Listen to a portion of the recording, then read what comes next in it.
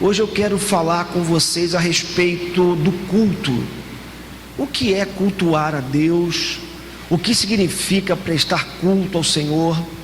Como nós devemos prestar culto a Deus? Qual a relação do culto prestado no Antigo Testamento com o culto prestado no Novo Testamento? São todas questões importantes, relevantes, pertinentes, que têm a ver com o que nós fazemos todo domingo. Já parou para pensar que todo domingo você sai de casa, a maioria pelo menos, sai todo domingo de casa para vir a uma igreja, para prestar um culto a Deus? Já parou para pensar que todo domingo, alguns vêm de manhã e de noite, saem de casa, vêm a esse lugar, e se alguém perguntar a você, para onde você está indo? Eu estou indo para o culto, eu estou indo para adorar a igreja, adorar ao Senhor, cultuar ao Senhor. Então, o culto é algo que está muito presente na nossa vida. Culto é algo que tem muito a ver com a nossa vida. Mas, para a gente começar a falar de culto, é importante que a gente lembre que culto não é algo que só nós praticamos no nosso tempo, nos nossos dias. A humanidade cultua desde o início. Desde que o homem foi criado, o primeiro casal foi criado, nós sabemos, à luz das Escrituras Sagradas, que esse primeiro casal já cultuava a Deus. Até porque o homem foi criado um ser cultico, por assim dizer, um ser que adora. E por culto nós podemos entender desde já.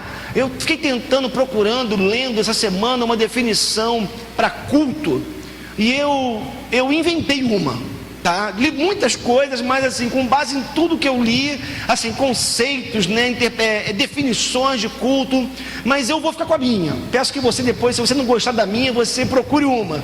Mas a minha definição de culto é a seguinte: é tirar os olhos de nós mesmos e olharmos para o Criador. Culto é o ato, é o momento, ou quem sabe é um estilo de vida, porque vamos falar sobre isso também, no qual eu tiro os olhos de mim e olho para um ser superior, maior do que eu. E uma outra coisa que a gente pode de imediato trazer como uma espécie de definição para culto, é que culto é relacionamento com Deus. E é interessante porque isso acontece desde o Éden. Quando a gente olha ali para o livro do Éden, livro de Gênesis, perdão, para o relato do Éden, da criação, a gente vê que Deus criou o homem à sua imagem e semelhança, homem e mulher os criou. E o texto da criação diz também que todos os dias Deus, ele ia ao encontro do homem. O texto fala na viração do dia. Para quê? Para se relacionar com a sua criatura. Então, naquele momento em que Deus, ele se manifestava ali diante de Adão, se apresentava diante de Adão, se revelava a Adão, o que estava acontecendo naquele momento era um ato de Deus se manifestar, se revelar, para que Adão, para que Eva pudessem se relacionar com ele. Agora tem um detalhe: essa liberdade na presença de Deus que Adão e Eva eles tinham, durou até Gênesis capítulo 3, quando o mal entra na história humana, quando o pecado corta a história humana. Porque você sabe que em Gênesis capítulo 3 nós encontramos o relato da queda, quando Adão e Eva desobedecem a Deus. Deus havia dado a eles a oportunidade de comerem todos os frutos do jardim, exceto o fruto do conhecimento do bem e do mal. E Deus falou: no dia que vocês comerem desse fruto, vocês morrerão. E eles, seduzidos por Satanás, o texto diz que eles dão ouvido à voz de Satanás, tipificado por aquela serpente ali no Éden, e eles comem do fruto. E imediatamente os seus olhos se abrem, e o pecado entra na história, e o homem morre integralmente. A morte entra no seu aspecto mais amplo que possa ter. O homem morre física, emocional, relacional e espiritualmente falando. Então, falei que era pessoal comigo, né?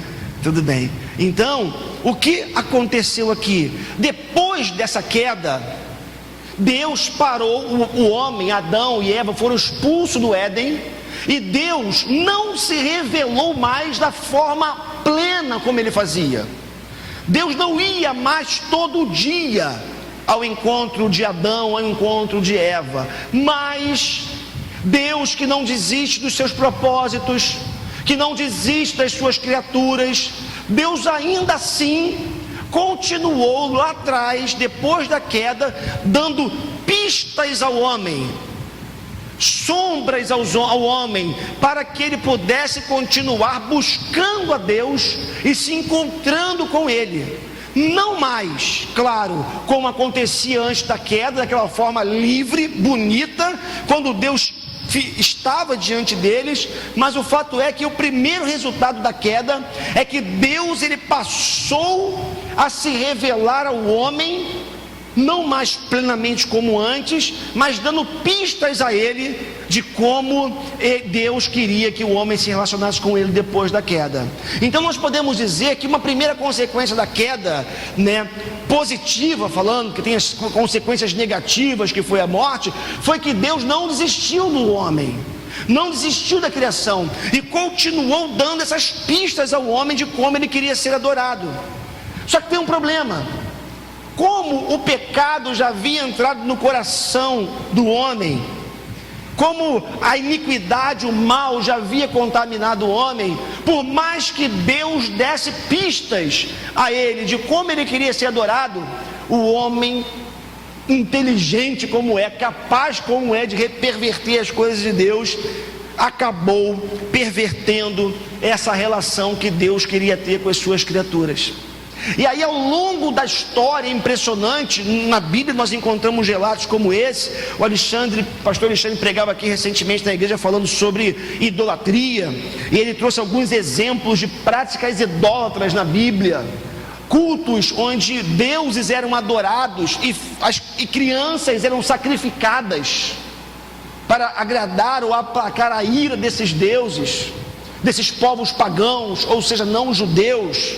E aí, ao longo da história, por causa da iniquidade do coração do homem, o que aconteceu foi que, por mais que Deus desse pistas de como ele quisesse ser adorado, o homem perverteu completamente a vontade de Deus no que diz respeito ao culto, e inventou o seu próprio culto, inventou os seus próprios deuses, inventou a sua própria maneira de adorar.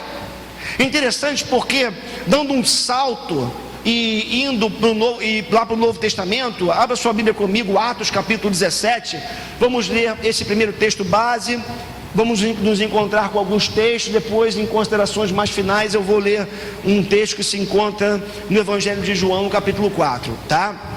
Então, por hora, abra aí sua Bíblia comigo em Atos capítulo 17, versos 22 e 23, onde nós encontramos um exemplo, apenas um exemplo, da idolatria no coração humano, da capacidade que o homem teve de perverter a vontade de Deus com relação ao culto. Olha só, Atos capítulo 17, 20 a 23.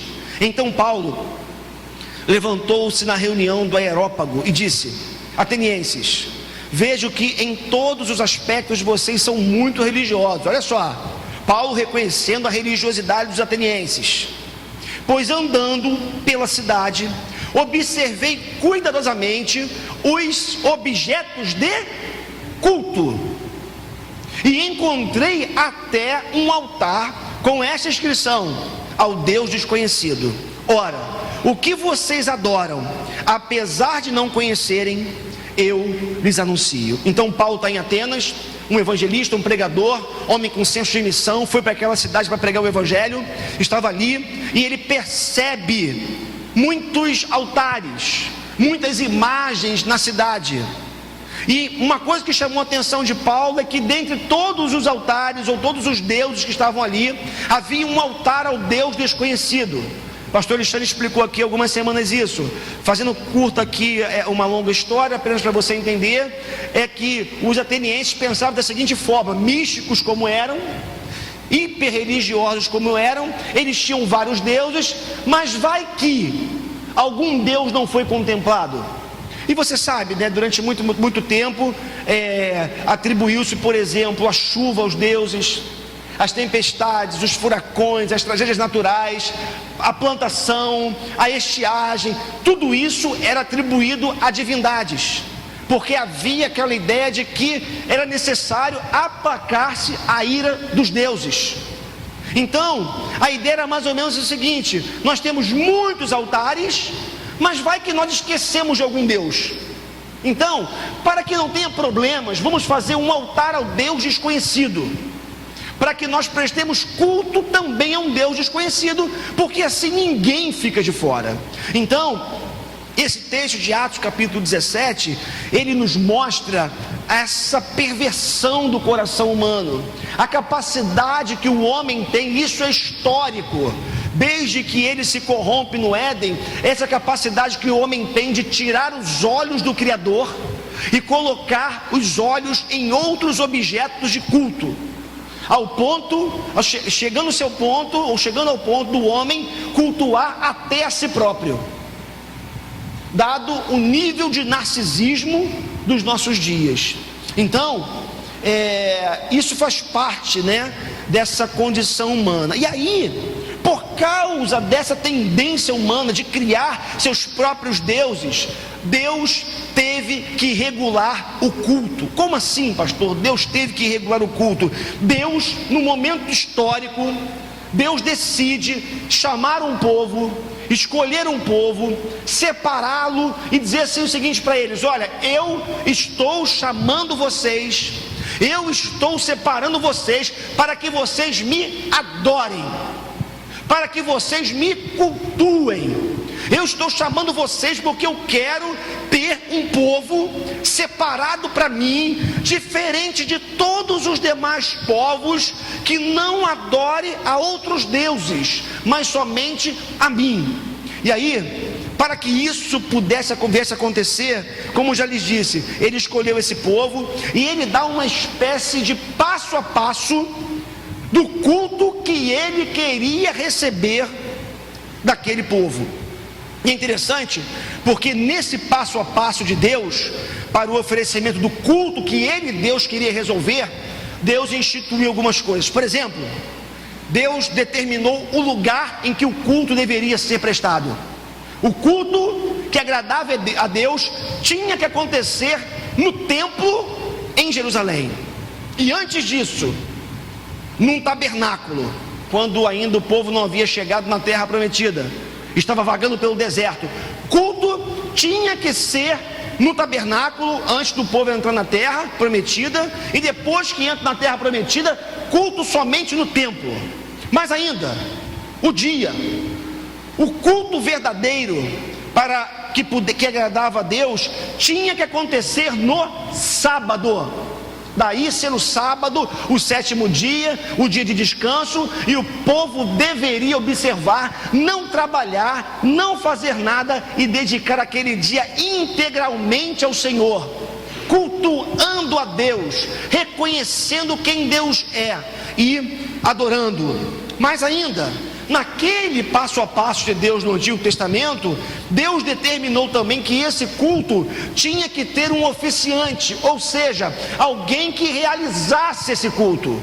E Deus determinou que essa pessoa fosse um sacerdote, alguém escolhido por Ele, que seria responsável por oficiar o culto. Mas ainda, além de ter um lugar, além de ter um dia, além de ter um oficiante específico para fazer o culto, esse culto tinha uma forma muito rígida, muito rigorosa, e que Deus decidiu que deveria acontecer assim, uma forma que seguia a rituais específicos. Se não fosse, ou se não seguisse os rituais de Deus, o que Deus havia determinado, o que aconteceria é que Deus não aceitaria aquele culto prestado por aquelas pessoas. E uma última característica desse culto, não está dentro de um passo a passo, até está, é que esse culto no Antigo Testamento era um culto altamente excludente. Por que, pastor? Que esse culto ele era altamente excludente, porque somente a nação de Israel poderia participar. Somente os israelitas participavam, ou aqueles que eram convertidos ao judaísmo. Somente eles. Então, era um culto que com seus rituais, ele excluía pessoas, excluía aqueles que não faziam parte da nação de Israel, que não faziam parte dos costumes de Israel. Então era um culto que separava, que segregava, que colocava categorias entre santos e profanos. Dentro desse passo a passo, dentro da interpretação, sobretudo que fizeram do passo a passo de Deus, começou um movimento de separação, onde dias santos eram diferentes de dias não santos, lugares santos eram lugares diferentes de lugares não santos. E assim começou na história do povo de Israel essa segregação, essa confusão, onde de alguma forma também, embora Deus tivesse dado um passo a passo, de alguma forma o povo também acabou pervertendo aquilo que Deus havia determinado que acontecesse. E todas essas exigências, falando de Deus, todo esse rigor nesse passo a passo do culto do Antigo Testamento, era necessário por pelo menos dois motivos. Primeiro, para mostrar para Israel que Deus, ele é infinitamente distinto e superior aos deuses de todos os outros povos. Então é mais ou menos assim: olha, o Deus lá dos, por exemplo, dos Moabitas, ele aceita qualquer coisa, eu não.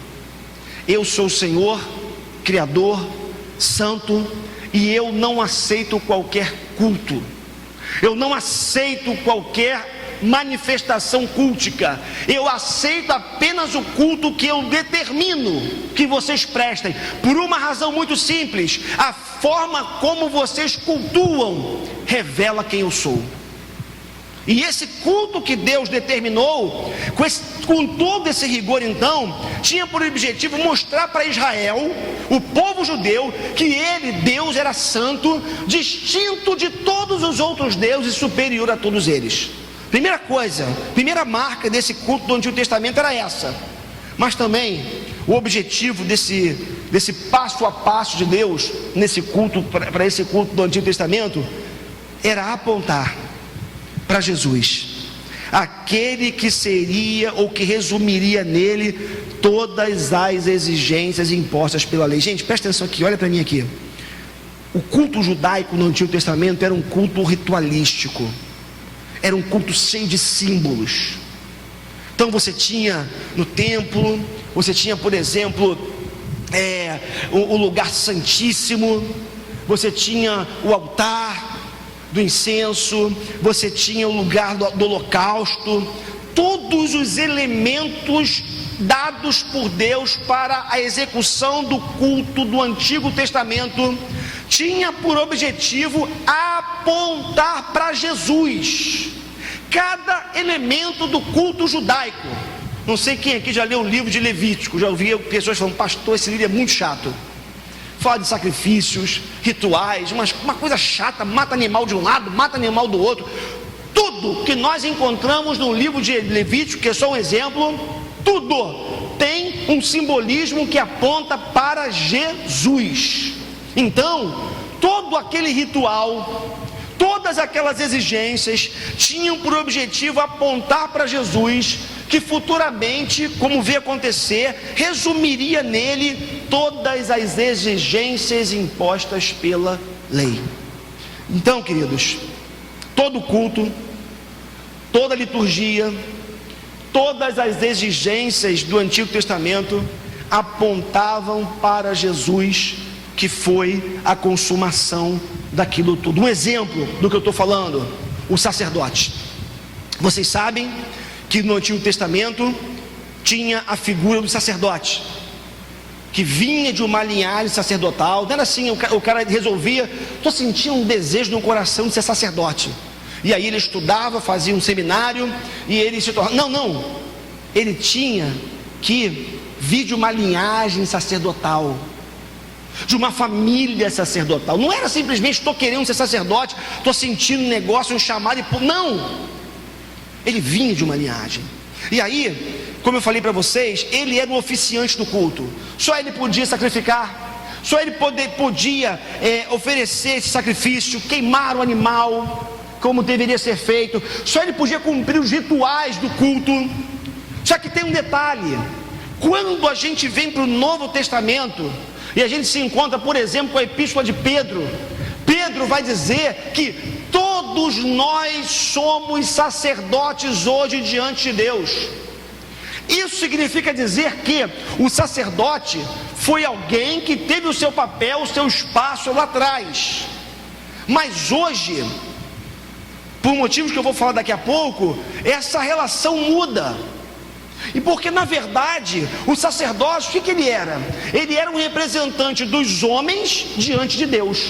Como assim? Quando o sacerdote ele oferecia orações no templo, por exemplo, ele trazia as orações de todo o povo e apresentava a Deus, porque o homem não tinha essa liberdade de chegar a Deus em nome próprio. Ele não podia chegar diante de Deus e falar: Deus, eu estou aqui e eu quero oferecer um sacrifício pelos meus pecados. Não, era o sacerdote que fazia isso, por uma razão muito simples: esse sacerdote já simbolizava Jesus, que um dia viria para ser o nosso grande sumo sacerdote, e aquele que realmente é o único que pode fazer intercessão por cada um de nós. Então, como exemplo desse simbolismo, nós temos aqui essa relação do sacerdote com o povo, que era o representante do povo. E é interessante porque cada elemento do culto judaico, quer no tabernáculo, quer no templo, apontava diretamente para Jesus ou para a nossa relação com Ele. Vocês conseguem perceber que quando a gente fala de culto no Antigo Testamento, a gente está falando de algo simbólico, que Deus instituiu de uma forma, de uma maneira que tinha que acontecer, mas que tudo que acontecia lá atrás também tinha como propósito de apontar para algo grandioso que aconteceria lá na frente. Esses elementos do culto judaico, eles eram muito importantes, sobretudo por isso, porque apontavam para o Novo Testamento e para Jesus. Agora, qual a relação desse culto do Antigo Testamento com o Novo Testamento? Porque vamos ver aqui daqui a pouco que há uma diferença. Aliás, já posso lhes dizer que o culto do Novo Testamento é um culto completamente diferente do culto do Antigo Testamento. Embora o culto do Antigo Testamento traga diretrizes extremamente importantes para o culto hoje. Estou falando isso porque tem uma tendência, aliás, dentro da igreja presbiteriana, existe uma linha que eu particularmente me preocupo muito, uma linha de pensamento com relação ao culto, onde eles entendem que existe um princípio regulador do culto. E este princípio regulador do culto, ele está sobretudo nas expressões de culto do Antigo Testamento. E quando a gente olha para esse princípio regulador do culto, é interessante. Por quê? Porque qual é a ideia deles? O culto precisa acontecer de forma solene. Eu estava lendo sobre isso essa semana e vendo alguns vídeos. Tem igrejas, irmãos, por exemplo, onde o que acontece aqui, presbiterianas, o que acontece aqui, que é a gente ter as crianças no departamento infantil sendo ministradas na linguagem dela, não pode acontecer. Todo culto, as crianças ficam juntas dos adultos. Até aí você pode pensar: pastor, acho que faz sentido de ouvir a palavra de Deus. Enfim, eu acho que o melhor lugar para elas, não porque nós queremos expulsá-las do nosso meio, não porque elas atrapalham, mas porque tem uma linguagem apropriada para elas, é o ministério infantil, como acontece aqui na igreja. Enfim, nessas igrejas, mulher não tem voz, viu, Paulinha? Boca fechada, porque mulher não pode falar. Onde que é?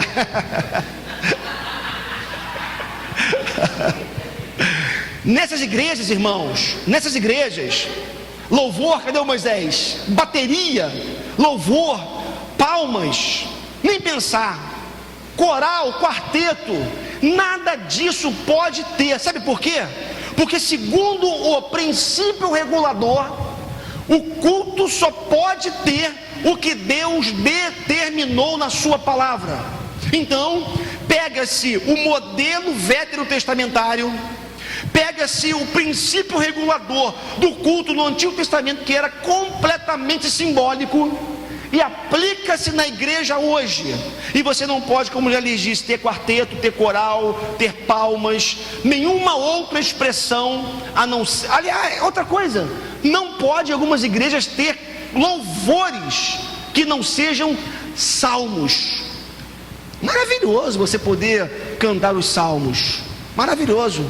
Mas essas igrejas proíbem, as mais rigorosas proíbem a expressão de louvor, qualquer expressão de louvor que não venha dos salmos, porque entendem que o louvor, como acontecia no Antigo Testamento, eram esses salmos que eram expressados, que eram entoados, que eram recitados, e que essa era a verdadeira adoração. Então, agora, o que me chama a atenção é que quando eu li sobre esse tema essa semana, e li bastante, muito poucos são os textos no Novo Testamento que sustentam essa tese.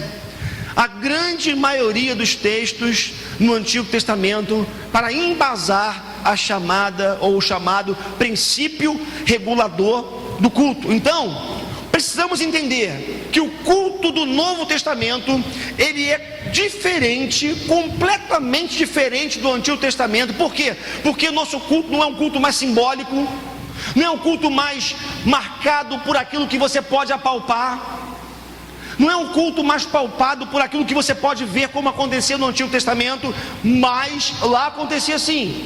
Uma outra característica da relação entre o culto do Antigo para o Novo Testamento é que no Novo Testamento, irmãos, vai acontecer a quebra de alguns paradigmas que foram marcantes no Antigo Testamento, e são eles, como já citei para vocês: o sábado, o templo, o clero e o culto. Por quê? Se fôssemos seguir o rigor do princípio regulador do culto, nossos cultos teriam que ser os sábados e não o domingo. Se fôssemos seguir à risca o princípio regulador do culto, por exemplo, eu teria que estar aqui com vestimentas apropriadas. Imagina, né? Assim, eu já tenho dificuldade com aquela, nem sei o nome, né? Está aqui gravando, tomar cuidado, mas né? O nome daquela toga, né? Que a gente usa, né? Como é que é o nome mesmo? Não tem um nome, é toga mesmo, né? Que em alguma, nada contra, né? Enfim, cada um é cada um, que algumas igrejas usam, mas teríamos que estar aqui fazendo culto todo paramentado, todo cheio de firulas, desculpe aqui a expressão. Por quê? Porque o princípio regulador do culto do Antigo Testamento manda que o culto seja ministrado por um sacerdote que faça assim. E aí, esse culto, ele vem quebrando paradigmas, como o sábado, como o templo. Olha o nosso espaço. Imagina se, para cultuar a Deus, nós precisássemos estar num culto, num único lugar, como acontecia no Antigo Testamento, porque a adoração só podia acontecer em Jerusalém e no templo. E aí, culto, templo, clero, sábado, né, o sacerdote que é o clero, tudo isso é quebrado no culto no Novo Testamento. Agora, precisamos daqui em diante fazermos aqui uma separação, irmãos, porque quando a gente fala de culto, para sermos honestos e precisos, nós temos que entender que existem duas expressões pelo menos. Existe o culto pessoal, diário, o culto da vida, porque a vida é cultica, ou deveria ser. O culto é uma realidade no nosso dia a dia, pelo menos deveria ser. E esse culto pessoal é um privilégio que nos foi dado por Jesus, o nosso sumo sacerdote, que nos introduz todos os dias, a qualquer momento, na presença do Pai. Irmãos, isso é maravilhoso, porque Deus, em Jesus, nos deu a possibilidade de estarmos na sua presença em qualquer lugar e em qualquer tempo. Sabe o que significa dizer isso? E você já sabe disso? Que eu não preciso entrar por aquela porta para cultuar a Deus. Eu cultuo a Deus na vida. Eu cultuo a Deus no meu trabalho. Ah, pastor, você não sabe o meu trabalho. Você não sabe o inferno que é. Cultue a Deus no inferno. Cultue a Deus onde Deus te colocou, porque você tem o privilégio de não sair da presença dele jamais. Aconteça o que acontecer, esteja você aonde você estiver, porque Jesus garante isso na cruz do Calvário, quando ele morre e ressuscita. Então nós temos esse aspecto intimista, pessoal, diário do culto. Mas nós não podemos nos esquecer que o culto também é público. É outra dimensão do culto. É esse momento no domingo, que é o nosso caso, em que nós saímos da nossa casa, botamos a nossa roupinha bonitinha, né? Muda o cabelo igual eu mudei essa semana, sim, né? Dá uma mudada no visual, dá uma melhorada. E aí, o que acontece? A gente sai de casa com a nossa família e vem adorar a Deus, e vem se encontrar com a comunidade, vem se encontrar com o povo. Para quê? Para ter o único momento de culto da semana? Não, para que esse momento domingo seja o ápice da nossa semana. Adoramos a Deus, cultuamos a Deus a semana inteira, e quando chega no domingo, a gente vem para cá cheio de alegria, para adorarmos a Deus junto com os irmãos. Pena que nem todos entendem isso, e negligenciam, vêm quando querem, banalizam, relativizam esse momento fantástico que nós temos em comunidade de adorar a Deus. E aí, meus irmãos, uma vez que o culto não é mais simbólico, pois os símbolos foram substituídos por aquilo que eles representavam, ou seja, Jesus, precisamos ver alguns princípios que de verdade precisam regular o culto no Novo Testamento. Para isso, convido você a abrir a sua Bíblia agora no Evangelho de João, capítulo 4, versos 19 a 26. Vou dar um pequeno tempo para você poder achar.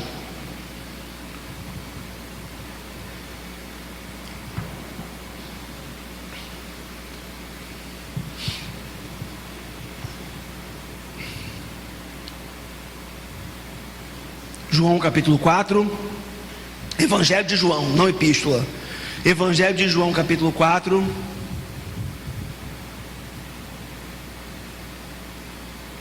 de 19 a 26. O texto vai dizer assim: disse a mulher, lêem comigo, tá? Mulher samaritana. Jesus diante de um poço, com sede ao meio-dia, para em Samaria e pede água a uma mulher samaritana, tá? Disse a mulher: Senhor, veja o que é profeta. Nossos antepassados adoraram neste monte, mas vocês, judeus, dizem que em Jerusalém, ou que Jerusalém é o lugar onde se deve adorar. Princípio regulador do culto do Antigo Testamento, lembra? Adoração só em Jerusalém. E ela está confirmando isso. Vocês dizem que é em Jerusalém que se deve adorar. Jesus declarou: creia em mim, mulher. Está próxima a hora em que vocês não adorarão o Pai, nem neste monte, que era o monte de Samaria, que ele estava se referindo, e nem em Jerusalém. Vocês samaritanos adoram o que não conhecem. Nós, está falando deles judeus, adoramos o que conhecemos, pois a salvação vem dos judeus. No entanto, está chegando a hora e de fato já chegou, em que os verdadeiros adoradores adorarão o Pai em espírito e em verdade. São estes os adoradores que o Pai procura. Deus é espírito, e é necessário que os seus adoradores o adorem em espírito e em verdade. Disse a mulher: eu sei que o Messias, chamado Cristo, está para vir. Quando ele vier, explicará tudo para nós. Então Jesus declarou: eu sou o Messias, eu que estou falando com você. Então, a gente está aqui nesse texto de João capítulo 4, Jesus explicando para uma mulher que tinha uma sede profunda na sua alma. Tanto é que ela já estava no seu 6º casamento, havia já tido 5 maridos, estava no seu 6º aí relacionamento, e ela fala isso para Jesus, e Jesus detecta esse buraco na alma daquela mulher. É interessante que a fuga dela foi religiosa, Jesus tentando entrar na alma dela, e ela vem com a religiosidade, ela vem com o artifício da religião. Jesus fala: não quero falar de religião, eu quero falar de você. E aí o que acontece é que nessa conversa com aquela mulher, Jesus vai explicar para a mulher: entenda de uma vez por todas, a partir de mim, parafraseando o que Jesus está dizendo, a partir de mim, não importa mais onde você adora, não importa se você adora em Samaria ou em Jerusalém, não importa mais se é no sábado ou no domingo, não importa mais se tem um sacerdote ou se não tem um sacerdote. O que importa é que a verdadeira adoração é aquela que é oferecida em espírito e em verdade. Olha o que Jesus está fazendo. Jesus está dizendo: os símbolos, não precisamos mais deles, porque a verdadeira adoração, e aí eu já começo a falar de alguns elementos, alguns princípios que norteiam o culto no Novo Testamento. E o primeiro deles é isso que eu já estou falando para vocês: é que o culto neotestamentário, ele quebra de alguma forma, ele acaba de alguma forma com essa capacidade humana de depender de símbolos para se conectar com Deus. Olha o que Jesus fala para aquela mulher: mulher, isso teve o seu tempo. Os nossos antepassados de fato precisavam de uma referência. Eles precisavam disso porque, por uma razão simples, os nossos antepassados ficaram muito tempo afastados de Deus. Eles ficaram por 400 anos no Egito antes de serem libertos. E depois que foram libertos, depois de 400 anos, eles saem sem uma referência da adoração. Então eles precisaram desse passo a passo, eles precisavam de um lugar específico para adorar, eles precisavam de uma maneira específica para que isso acontecesse. Mas mulher, a partir de agora, a verdadeira adoração, ela acontece em espírito. O que Jesus está dizendo é justamente isso: é conexão direta do meu coração com o coração do Pai. Não precisamos mais de elementos de conexão com a divindade.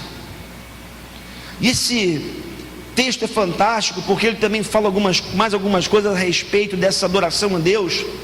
E esse texto fala que o culto nos sugere, nos ensina que o culto neotestamentário ou o culto no Novo Testamento, ele, por exemplo, quebra as barreiras raciais e culturais que sempre separaram as pessoas ao longo da história. Interessante, né? Porque a gente vê tanta gente morrendo por religião, morrendo e matando por conta das diferenças religiosas. Olha que no verso 20 do texto que a gente acabou de ler, a mulher vai dizer: nossos antepassados adoraram neste monte em Samaria, mas vocês judeus dizem que Jerusalém é o lugar onde se deve adorar. Havia uma rixa entre judeus e samaritanos. É uma longa história, mas para você apenas poder entender, por conta da divisão que aconteceu na nação de Israel em determinado momento, os samaritanos ficaram impedidos de adorar em Jerusalém. Consequentemente, eles tiveram que criar o seu próprio templo, o seu próprio altar. E isso foi verdadeira abominação para aqueles que tinham ainda a oportunidade de adorar no templo. E o que aconteceu aqui? A partir disso, uma grande divisão étnica, religiosa, cultural, dentre outros aspectos. Então aqui ela está reforçando: nós samaritanos adoramos em Samaria, no nosso monte, vocês adoram em Jerusalém. E ela fala para Jesus: e agora? Jesus vai dizer: mulher, esquece isso, porque não existe mais barreira.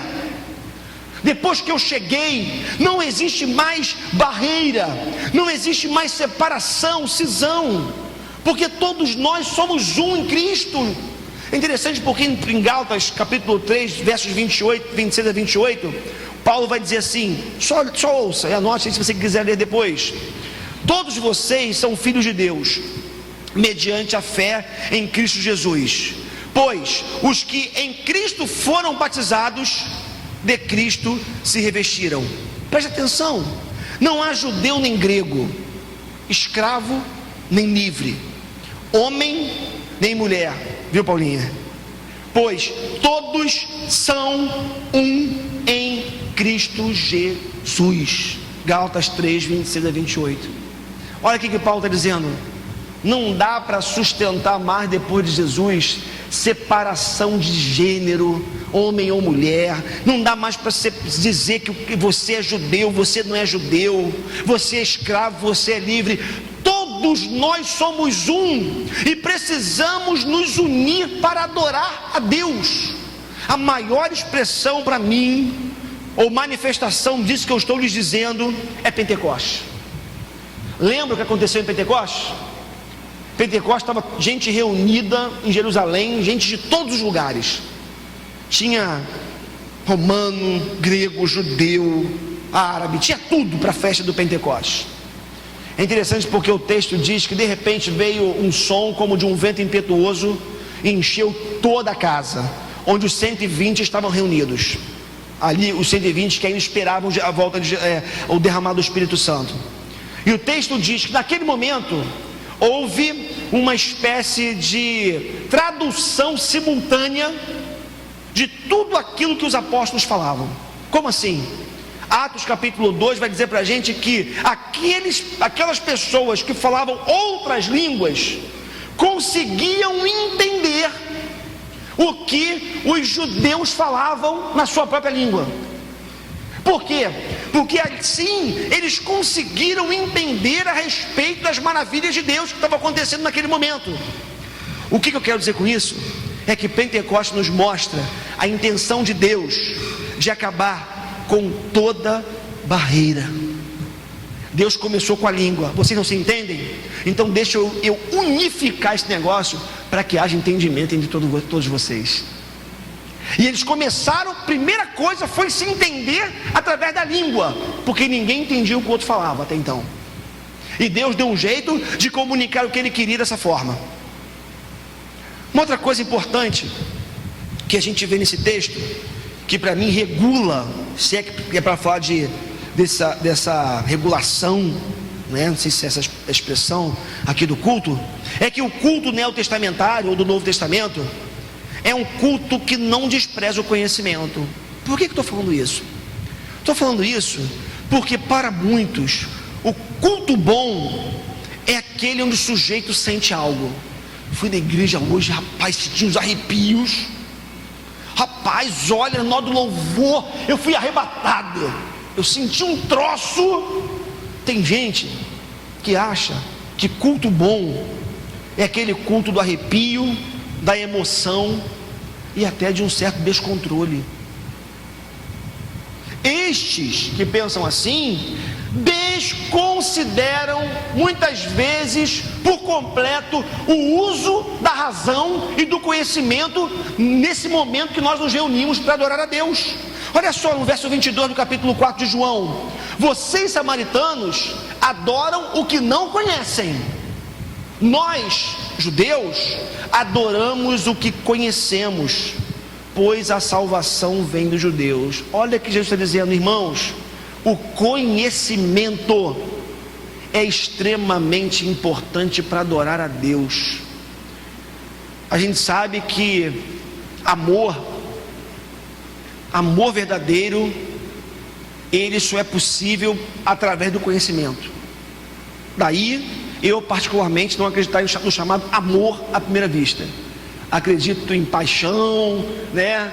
Fogo, seja lá o que for. Mas amor à primeira vista para mim não rola, porque para mim amor pressupõe conhecimento.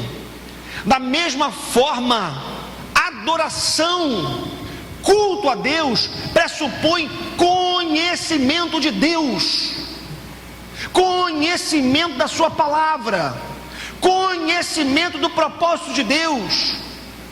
É você saber que você está aqui nesse momento, mas tem todo um arcabouço histórico que dá base para o que nós estamos fazendo aqui. É você saber que você só está aqui nesse momento porque um dia Jesus esteve na cruz, foi pendurado nela, morreu, ressuscitou ao terceiro dia.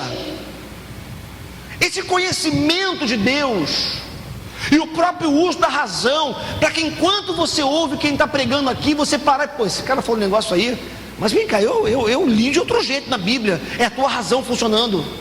Tem gente que pega a cabeça no culto e bota no banco assim do lado, porque culto é lugar de você apenas sentir.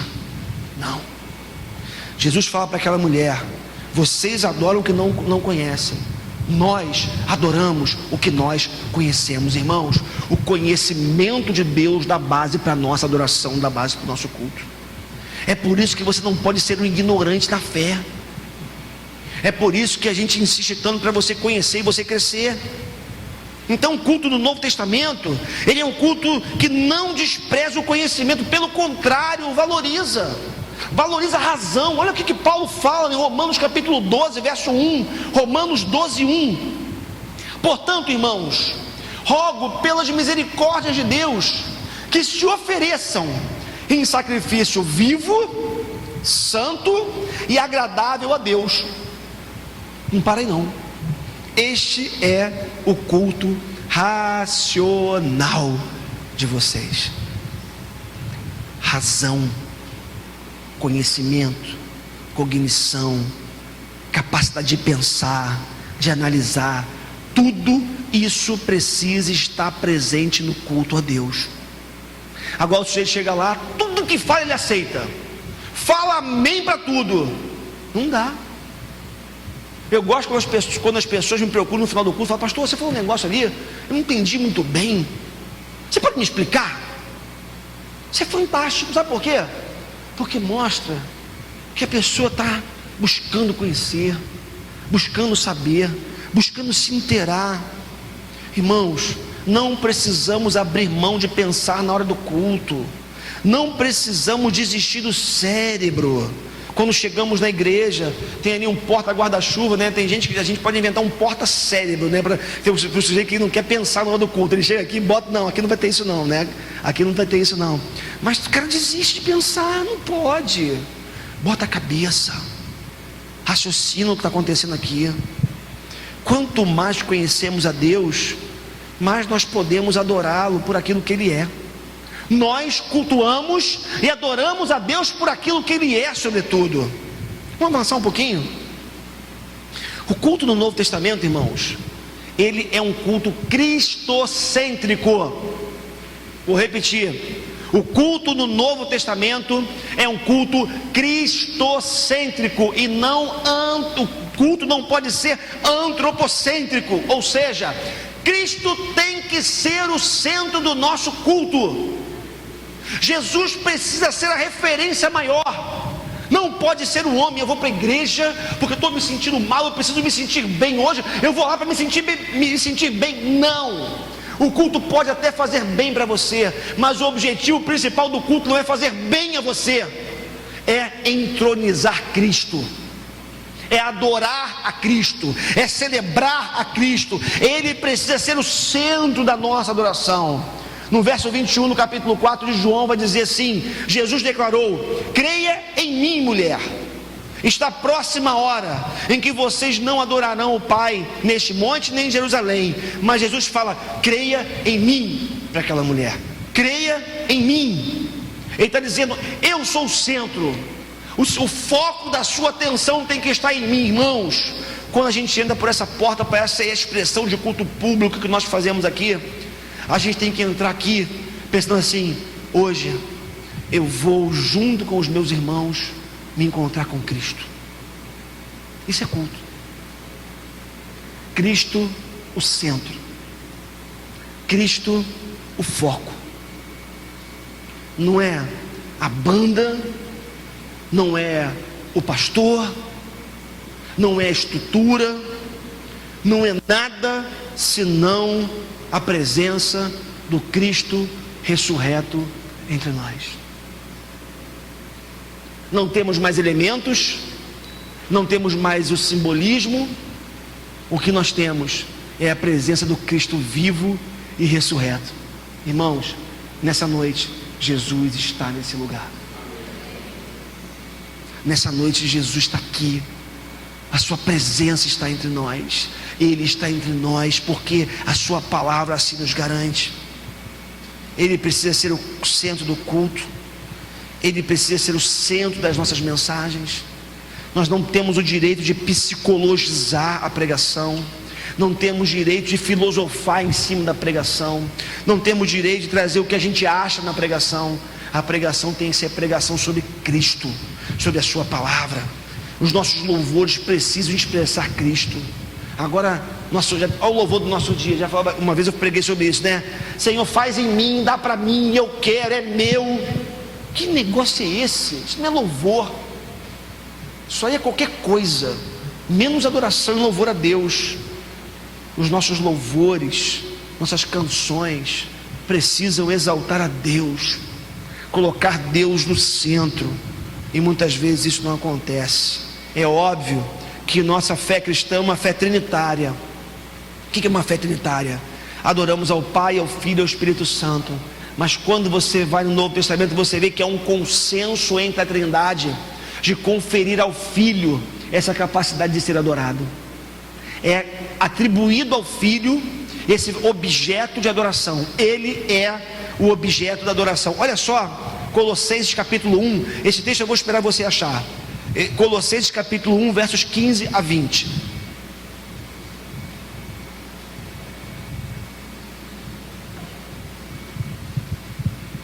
Colossenses 1, de 15 a 20.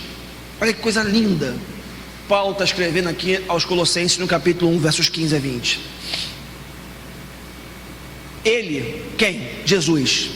Ele é a imagem do Deus invisível, o primogênito sobre toda a criação. Pois nele, Jesus, foram criadas todas as coisas, nos céus e na terra, as visíveis e as invisíveis, sejam tronos, sejam soberanias, poderes ou autoridades. Todas as coisas foram criadas por Ele e para Ele. Ele é antes de todas as coisas, e nele tudo subsiste. Ele é a cabeça do corpo, que é a igreja. É o princípio e o primogênito dentre os mortos, para que em tudo tenha a supremacia. Pois foi do agrado de Deus que nele habitasse toda a plenitude, e por meio dele reconciliasse consigo todas as coisas, tanto as que estão na terra quanto as que estão nos céus, estabelecendo a paz pelo seu sangue derramado na cruz. Eu gosto desse texto, acho tão fantástico. E sobretudo aqui quando diz: pois foi do agrado de Deus que nele habitasse toda a plenitude. Que coisa linda. Então, irmãos, a adoração é ao Cordeiro que foi morto, mas ressuscitou e hoje está sentado num alto e sublime trono, e é o único digno de ser louvado e adorado. Deixa eu avançar. O culto também neotestamentário do Novo Testamento tem sua origem na obra de Jesus, é óbvio, como já vimos até aqui, mas sem desprezar as suas origens. Irmãos, quando eu falo aqui do ênfase ao Novo Testamento, eu não estou desprezando o Antigo Testamento. Só que nós temos que entender algo que nós chamamos de revelação progressiva na história. No Antigo Testamento teve que ser de um jeito, como já lhes expliquei nessa noite. E no Novo Testamento é como se Como se essa revelação, uma vez que ela vai progredindo e apresenta Cristo, chega ao ápice, o que acontece é que nós não sentimos mais necessidade dos preceitos simbólicos do Antigo Testamento, porque aquela velha história, né? Hoje a gente tem Jesus. Por que eu vou ficar com os símbolos se eu tenho aquele que os símbolos representavam? Hoje eu fico com Jesus, eu fecho com Jesus. E é por isso que o verso 22 de João 4 diz assim: vocês samaritanos adoram o que não conhecem, nós adoramos o que conhecemos, pois a salvação vem dos judeus. Irmãos, nós não podemos desprezar todo esse arcabouço histórico, todo esse conteúdo histórico que faz com que a gente esteja aqui hoje adorando a Deus. O cristianismo nasce do judaísmo, mas o cristianismo não pode ficar preso ao judaísmo. Tanto é que Paulo teve um trabalho muito grande com os chamados judaizantes, que tentavam colocar preceitos do culto do Antigo Testamento entre os cristãos do Novo Testamento. E Paulo foi enfático em muitas das suas cartas, combatendo os judaizantes, aqueles que estavam no meio da igreja, no seio da igreja, tentando resgatar as práticas do Antigo Testamento no Novo. Temos sim que considerar o Antigo Testamento para o cristianismo, mas nós precisamos entender que hoje muito daquilo que chama-se lei, ou melhor, tudo aquilo que se chama lei cerimonial, foi abolida em Jesus. Mais ainda, o verdadeiro culto a Deus, já vimos aqui, deve ser feito em espírito e verdade. Em espírito, porque não precisa mais de símbolos, e em verdade, porque não pode ser um culto hipócrita, como muitos judeus do Antigo Testamento faziam. Quando Deus mandava, pegue o seu melhor animal, ele pegava o pior, doente, manco, feio, para poder oferecer. Isso é culto hipócrita. É você não querer dar o melhor para Deus. Então, quando você vem para esse lugar adorar a Deus, você tem que pensar assim, ó: eu vou dar o meu melhor para Deus hoje. Uma pergunta para você: nesse momento aqui agora, você está dando o teu melhor para Deus? Você já vai entender o que eu chamo de melhor. Estou chegando lá, vamos caminhar um pouquinho. Isaías 29:13 fala assim: o Senhor diz: este povo se aproxima de mim com a boca e me honra com os lábios, mas o seu coração está longe de mim. A adoração que se prestam é feita só de regras ensinadas por homens. Muitas regras, pouca verdade, pouca sinceridade diante de Deus. O culto neotestamentário é oferecido por aqueles que foram procurados e achados pelo Pai. Se você está aqui nessa noite, acredito eu, porque Deus procurou você, achou você e te trouxe para cá para adorar. Olha que coisa linda, o verso 23 vai dizer: no entanto, está chegando a hora, e de fato já chegou, em que os verdadeiros adoradores adorarão o Pai em espírito e em verdade. São estes os adoradores que o Pai procura. Isso significa dizer que Deus está atrás de adorador que o adora em espírito e em verdade. Isso pode significar também que nas nossas igrejas está cheio de adorador que não adora a Deus em espírito e em verdade. E a impressão que me dá assim às vezes é que Deus pode, enquanto a gente está no lugar adorando a Ele, Deus fala assim: tá feio aqui, deixa eu sair para buscar adorador que me adore em espírito e em verdade. E Deus deixa a galera lá cantando não sei para quem, cultuando não sei a quem, e Ele vai atrás de adoradores que o adorem em espírito e em verdade. Que não aconteça isso aqui nessa igreja. Que essa igreja de verdade seja uma igreja formada por adoradores que o adorem em espírito e em verdade. Quero trazer como última característica desse texto que nós lemos aqui com relação ao culto neotestamentário, é que, conquanto pouco simbólico, o culto neotestamentário não é menos reverente do que o culto do Antigo Testamento. Por quê? todo aquela reverência, aquela solenidade do Antigo Testamento simbolizavam, significavam o reconhecimento de quem Deus é. E aí qual é a tendência? E a tendência desses irmãos que querem estabelecer o chamado princípio regulatório, do culto no Novo Testamento. Temos que estabelecer um culto solene. Só que para esses, culto solene é silêncio, é cabeça baixa, é nenhuma expressão de alegria. Só que quando nós abrimos as páginas do Novo Testamento, o que nós vemos é que, na verdade, é possível você ser reverente sem transformar um culto num funeral.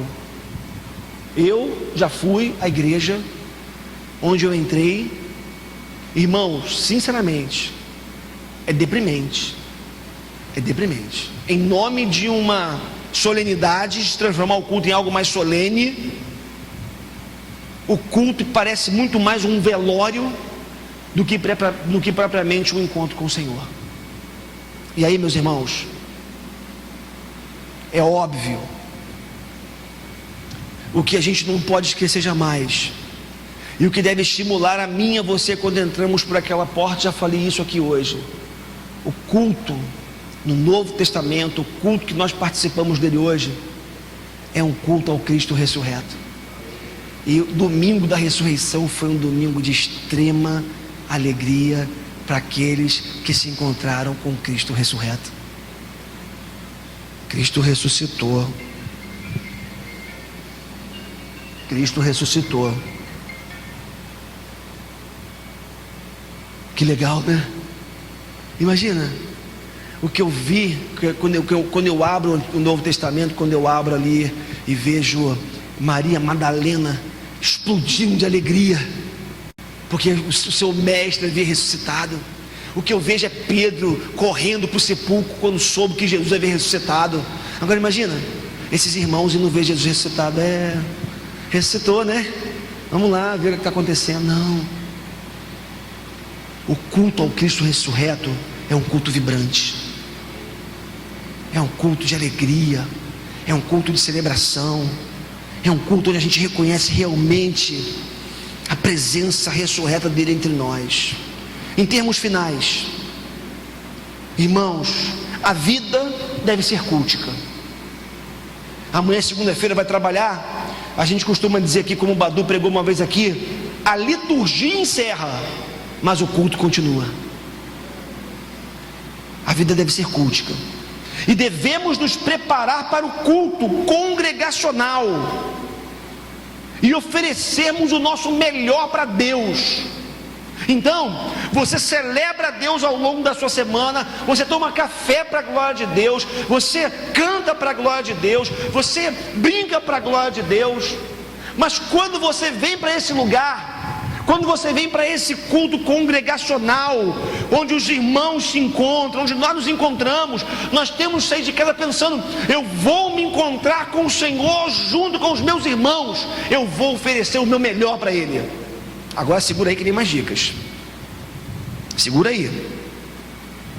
Dicas finais, para que realmente você possa apresentar o teu melhor no culto para Deus. Primeiro, comece o culto dominical no sábado, sem julgar ninguém. Já vi um monte de gente dormindo aqui hoje. Sabe por quê?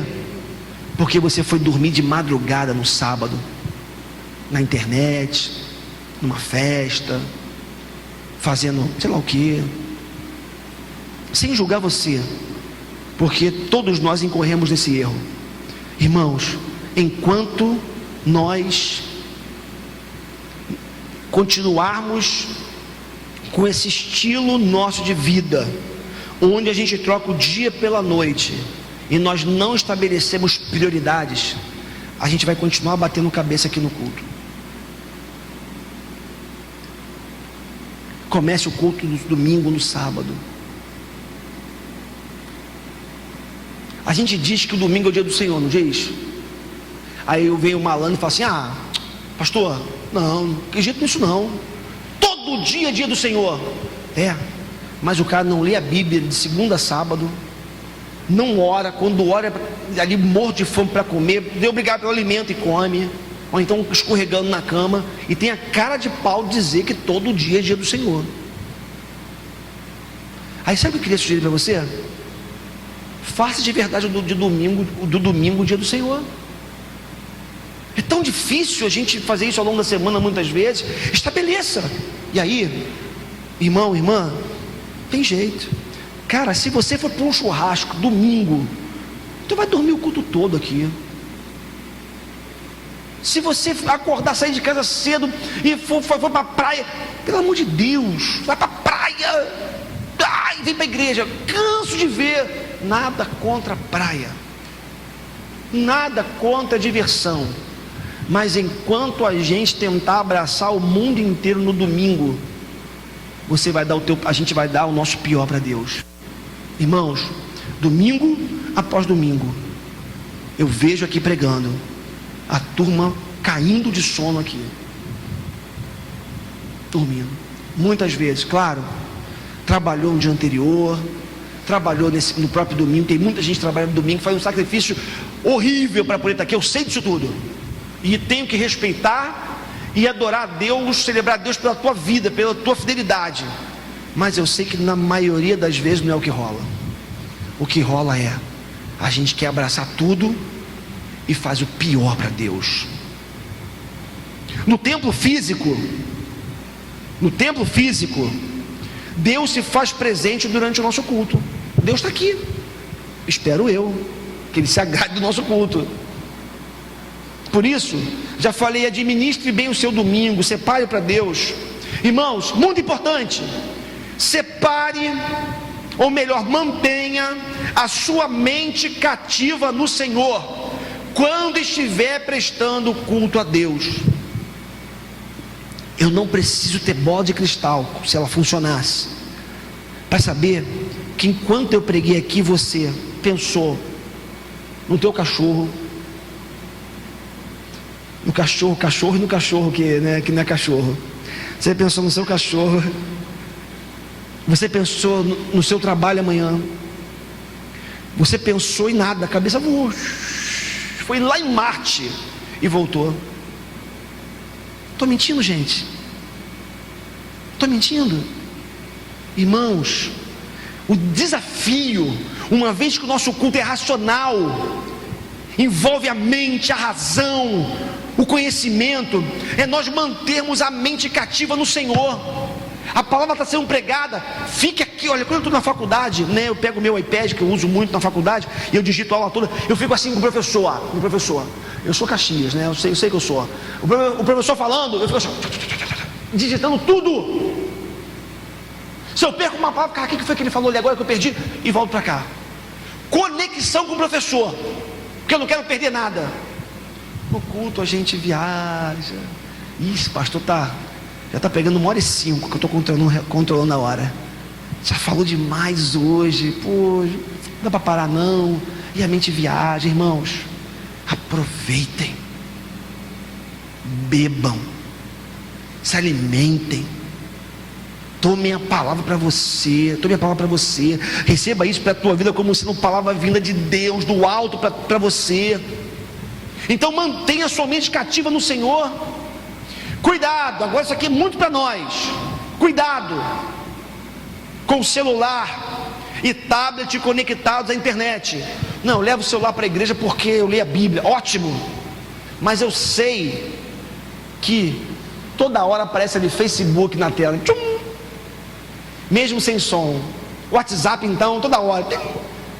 Gente, vamos ser sinceros, quando esse negócio pisca, a tua mente vai embora. Quando esse negócio avisa que tem uma mensagem, tu vai ficar se corroendo até o final do culto para saber quem está te chamando ali. Eu sei que é assim. Vai usar seu celular ou tablet como Bíblia? Modo avião. Não é silencioso não, modo avião. Porque eu estou cansado de ver gente saindo do culto para atender telefone ou para responder o WhatsApp. Irmãos, esse ajuntamento, embora não debaixo do princípio regulador do culto do Antigo Testamento, ele tem um quê de solenidade, sim. E nós precisamos reverenciar a Deus. Precisamos entender que o culto não é um exercício antropocêntrico, como eu já lhes disse, mas cristocêntrico. Irmãos, uma coisa que muito me incomoda na igreja, já falei isso uma vez, e eu vou terminar aqui. É esse entra e sai nosso aqui. Agora há pouco eu estou observando, o ar ligado, um tem frio e reclama do ar, aí se bota, tira o ar, o outro reclama que está quente, aí um olha para a cara do outro, aí manda beijinho para o outro que está chegando, beija quando está chegando. Irmãos, esse momento não é momento da gente estar fazendo esse monte de coisa, não. Esse ajuntamento aqui dominical é o momento que nós escolhemos como igreja celebrar a Deus em comunidade. Ele é o foco, e se Ele é o foco, nada pode roubar nossa atenção. Por isso, irmãos, eu termino essa palavra. Eu sei que foi longo hoje, eu sabia que seria por conta do que precisava passar para vocês, mas pense e repense da forma como você tem cultuado a Deus. Pense na sua semana e pense se a tua semana tem sido uma semana cultica, de culto, de adoração, com o seu próprio estilo de vida. E mais, pense como você tem se comportado na casa de Deus, porque esse lugar, durante a semana, eu posso botar um golzinho aqui e outro lá e bater uma pelada aqui com os rapazes da igreja, porque é só um prédio. A gente pode fazer aqui uma farra, como já fizemos, transformar numa pista de dança. Mas quando o povo de Deus se reúne para adorar a Deus, se transforma em casa de Deus. Nesse momento, esse lugar é casa de Deus. Não dá para a gente ficar sempre para tomar café. Não dá para a gente ficar saindo para pegar café para o outro, pegar bebendo água, ficar entrando e saindo. Não dá. Erro que eu já incorri nele, de entrar com um copo de café aqui. Está errado. Não dá para a gente vir com qualquer roupa. Já contei para vocês a história, né? Uma vez numa igreja que eu frequentava na beira da praia, a abençoada da irmãzinha, ela saiu da praia com seu shortinho e com um topzinho, e estava incomodando a parte de cima do biquíni, ela tirou, né? Na parte de cima. Aí ficou sem nada, não botou um sutiã nem nada. Aí no meio do culto ela está adorando a Deus, né? Aqui, né? Na diagonal aqui, imagina assim, né? A irmãzinha adorando a Deus. Aí assim, a galera de trás só assim, adorando a Deus do mesmo jeito, né? Só assim, né? Acompanhando assim, né? Para poder pegar o melhor ângulo, para poder ver alguma coisa. Não dá. Ou a outra irmã, eu vi isso. A igreja cheia, num espaço pequeno até, tinha um palco, era mais alto, um degrau, e os jovens ficavam assim sentados. O culto estava para começar, aí a irmãzinha vem lá, aí tinha uns adolescentes sentados, ela com uma mini saia, aí abaixou para dar um beijinho em cada um, né, de costas para a igreja, imagina, né? O fio dental dela aparecendo para a igreja inteira. Não dá. Tem coisa que não dá. Vocês conhecem a gente não regula roupa aqui, a gente não regula muitas coisas, mas tem abusos. Nossa igreja tem uma igreja muito tranquila com relação a isso. Graças a Deus. O que eu quero que a gente entenda nessa noite é que a gente tem que oferecer o melhor para Deus. Liberdade não pode ser confundido com licenciosidade, com libertinagem. A gente tem que saber usar a liberdade que Deus nos dá. Amém, queridos? Então que a gente possa de verdade apresentar um culto excelente a Deus. Não precisa ser a lei do Antigo Testamento que vai regular o nosso culto no Novo, mas nós não podemos esquecer que há princípios lá do Antigo Testamento, porque Deus continua sendo o mesmo, e esse Deus é santo, e Ele quer ser adorado em santidade, em espírito e em verdade. Amém? Vamos ficar em pé, vamos encerrar. Hoje passamos da hora aqui bastante, mas era necessário, como já lhes falei. Quero orar com vocês. Quero pedir ao Senhor que nos ajude a vivermos Sua palavra, a apresentarmos o melhor